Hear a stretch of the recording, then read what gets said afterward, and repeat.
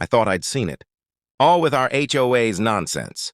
Until one morning, I drove down my private road and slammed the brakes because the HOA had actually built a giant wooden fence right across it, blocking me from reaching my own property, and nailed a sign saying community restriction.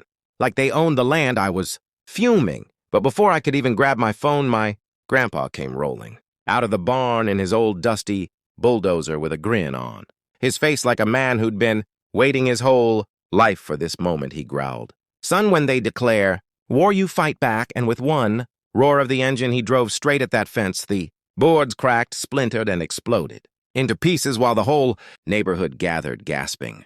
And Karen, the HOA president, was shrieking that she'd call the cops, but Grandpa didn't flinch. He pushed the broken fence into a neat pile on HOA land, then calmly parked the dozer right on their manicured lawn and pulled out a folder from the glove box. Turns out he'd been keeping the original property deeds since the 70s, proving the road belonged fully to us, not the HOA. So when the cops finally arrived, they took one look at the papers, one look at the wreckage, and told Karen she and her board had just committed illegal obstruction of a private road. The HOA was fined thousands. Grandpa was warned but never charged because technically he was just removing trespassing material, and by the time the dust settled, the entire neighborhood knew the HOA had overstepped so badly they lost every ounce of authority.